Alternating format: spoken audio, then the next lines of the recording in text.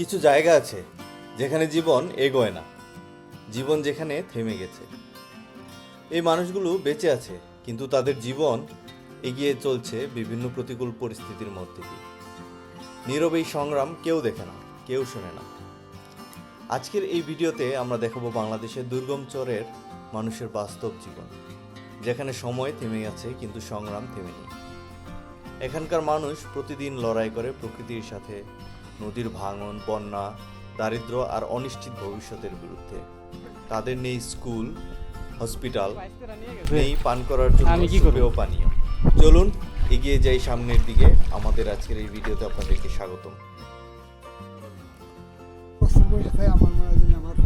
বরাবরের মতো আজকেও আমরা কাকটাকা ভরে রওনা দিলাম নতুন কোনো গন্তব্যের উদ্দেশ্যে। যেই গন্তব্যে, যেই দুর্গম চরে পৌঁছে আমরা আপনাদের সাথে শেয়ার করতে পারবো, আপনাদেরকে দেখাতে পারবো সাধারণ মানুষের জীবনযাত্রা। তো যেহেতু চরে যাব, নদী পার হব না তা কি করে হয়? নদী পার হওয়ার জন্য খেয়ার অপেক্ষা করছি। ওইখানে দেখতে পেলাম এই যে চাচা মিয়াকে দেখতে পাচ্ছেন, উনি যথেষ্ট স্বাবলম্বী, গোয়াল ভরা গরু আছে, ওনার ছেলেরা উপার্জন করছে, ওনারও টুকটাক ব্যবসা আছে। তারপর শখের বসে আসছে নদীতে মাছ ধরতে। তো ওনার সাথে এই গল্পের ছলে ওনার জাল ফেলা, ওনার এই মই জাল দিয়ে মাছ ধরার ওনার যে শখ, সেগুলো নিয়ে গল্প করতে করতেই আমরা খেয়ার জন্য অপেক্ষা করতে থাকলাম। খেয়া পার হওয়ার জন্যই অনেকেই আমাদের মতন অপেক্ষারত, কখন আসবে সেই কাঙ্ক্ষিত খেয়া। তো যাই হোক, এর ফাঁকেই দেখলাম কিছু ছেলে পেলে ওরা নদীতে নেমে তাপাতাপি করছে, নিজেদের মতন করে স্নান করছে, আনন্দ উৎসব করছে। ইতিমধ্যেই চলে আসছে সেই কাঙ্ক্ষিত খেয়া। একটি খেয়াতে তো আসলে শুধু মানুষ পার হয় না, এখানে পার হয়ে যাচ্ছে মানুষের নিত্য প্রয়োজনীয় দৈনন্দিন জীবনের বিভিন্ন রসদ সামগ্রী। যেমন কেউ নিয়ে যাচ্ছে গবাদি পশুর ঘাস, কেউ নিয়ে যাচ্ছে রান্নার লাকড়ি। তো খেয়ায় চড়া সকল মানুষের সাথেই গল্প করতে করতে আমরা পৌঁছে গেলাম নদীর আরেক প্রান্তে, যেই চরের উদ্দেশ্যে আজকে আমরা সকালে রওনা হয়েছিলাম আপনাদেরকে নিয়ে যাব বলে। তো চরে নামতেই দেখতে পেলাম যে সেখানে দুই গৃহবধূ, তারা ঘাস নিয়ে যাচ্ছে তাদের নিজের নৌকায় করে। দেখতে পেলাম একটা জেলে নৌকা, যারা নিজেদের মতন করে রান্না করতেছে নৌকায়, আবার জাল টেনে মাছ ধরতেছে।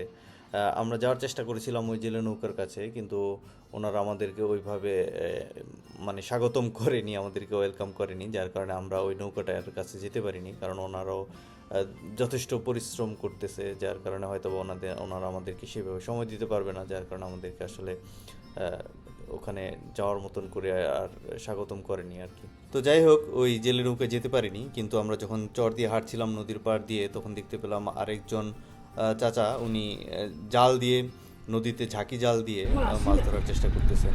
তো আমরা ওনার সাথেও কিছুক্ষণ গল্প করলাম, ওনার জীবন সম্বন্ধে একটু জানার চেষ্টা করলাম, জীবিকা সম্বন্ধে একটু জানার চেষ্টা করলাম। ছোট ছোট করতে করতে একটা একটা আস্তে আস্তে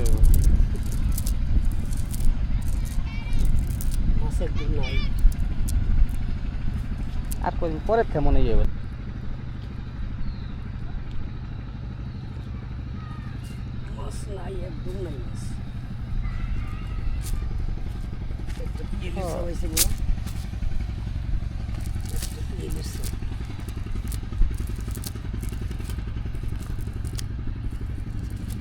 খাওয়ার জন্য না কাকা, বেচা টেচার জন্য? তাই না? তাইলে তো কষ্ট যদি না ওঠে।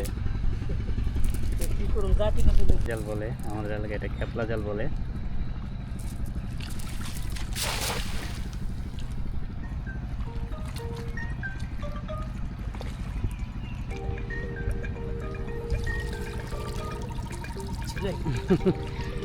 এবার আসলে অনেক কষ্ট করে ফেরোচ্ছে, উঠায় কোনো কিছু উঠলো না। আসলে নদীতে মাছই কম,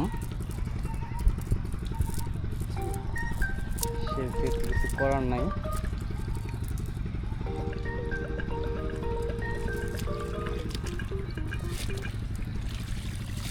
নদীর পাড় ছাড়িয়ে আমরা এখন চলে আসছি জনপদে, যেখানে মানুষের বসবাস, যেখানে তাদের সুখের ঠিকানা, যেখানে তারা সারা দিনের মাঠে ঘাটে পরিশ্রান্ত হয়ে তাদের ঘরে ফিরে আসে।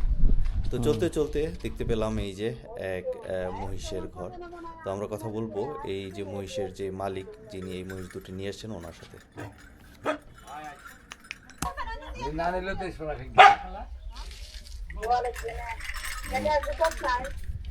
এত গুছায় রাখছি আমি এখন আমাদের মহিষের খাইবেন নাই মহিষের খাওয়ার জন্য। আসসালামু আলাইকুম, ওয়ালাইকুম আসসালাম। কেমন আছেন? ভালো। তো এই যে চরে তো হাঁটতে হাঁটতে আজকে আসলাম আপনাদের এই চরে। তো হাঁটতে হাঁটতে এই যে আপনার এখানে দেখলাম যে আপনার মোটামুটি বিশাল বড় বড় হাতির সাইজের 2টা মহিষ। তো এগুলো কি এই যে কুরবানি ঈদের জন্য তৈরি করতেছেন?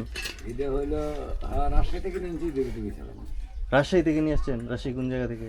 সিডি হিলি সিডি সিডি সিরি। ও, রাজশাহী সিডি। 2টা কত দিয়ে কিনে নিয়ে আসছেন? এটা কিনা হইলো 3,45,000। 3,45,000। বিক্রি দাম কেমন আশা করতেছেন? বিক্রি দাম এখন বাজার বাপ বুঝে বলছেন না, তারপর আছে না যে আপনার আশা, আপনি এত টাকা খরচ করছেন, 4 লাখের উপরে যাওয়া লাগবে। 4 লাখের উপরে 2টায়। হ্যাঁ 2টাতে 4 লাখের উপরে যাইবি অনায়াসে। কারণ ওই জায়গায় যেই দামে ছিল। আপনার গরু কয়টা আছে? গরু আছে 7টা। 7টা গরু। দুধ দেয়? দুধ হয় গাভি 3টি। 3টা গাভী আর বাকিগুলো আইরা ছোট বাছুর। বাছুর।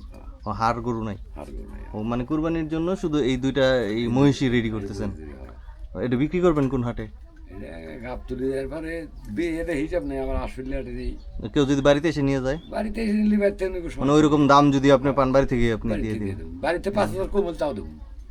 5,000 কম হইলেও দিয়ে দিবেন, ঝামেলা নাই, নির্ভেজাল। নির্ভেজাল। হ্যাঁ, ঠিক আছে। আপনার ঘর কোনটা? এটা এটা। ছেলে মেয়ে কয়জন? 5 জন। 5 জন ছেলে মেয়ে। সবাই বড় হয়ে গেছে না ছোট আছে? ছোট ওই যে ছোট বাচ্চা যে ওই যে গামছা মধ্যে যায় যে বাচ্চাটা। ওই যে পিছনের জন, না পিছনে আগে ওই যে গামছা মধ্যে। লাল গামছা। হ্যাঁ।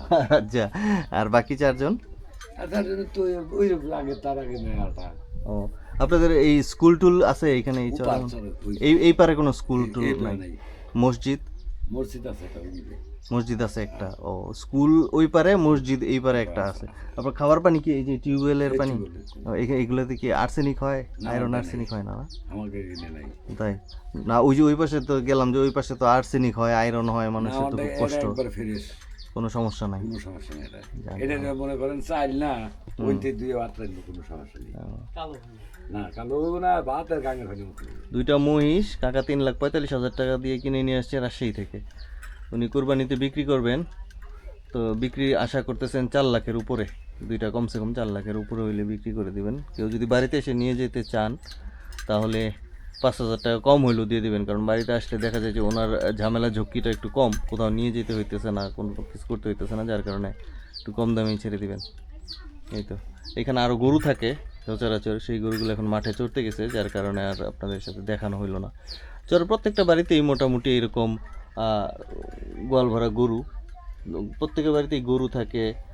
মহিষ হয়তো বা সবার বাড়িতে থাকে না, কাকা ব্যবসার জন্য 2টা মহিষ নিয়ে আসছে। আর এমনিতে গৃহস্থালি তো আছেই, এখন তো ধান উঠানোর সময়, কারণ চৈতালি ফসল তো মোটামুটি যা ছিল ওগুলো সবই উঠানো হয়ে গেছে। আপনার কি চৈতালি করছিলেন কোনো, যেমন সরিষা বা? সরিষা ছিল মাসকলো খেসারি বড় ধান কেটে পালা দিয়েছি। এগুলো উঠাই ফেলছেন না? বড় ধানই খেলে আছে ওই যে পালা দিয়েছি কেটে। ওই নিচে যে নদীর পাড়ে নাকি উপরে? উপরে উঠেছি ধান কেটে পালা দিয়েছি। কতটুকু জমিতে ধান করছিলেন? ধান আছিল 12 বিঘা। 12 বিঘা। ধান কেমন হয়েছে, ফলন কেমন হয়েছে? আল্লাহ জানে আর খারাপ নেই, ভালো ধান দিচ্ছে। ভালো হয়েছে না? ঠিক আছে কাকা, থাকেন, আরেকদিন আসলে কথা হবে না। আচ্ছা, আল্লাহ হাফিজ। তো আজকের এই ভিডিওটা আমরা এই পর্যন্তই রাখছি।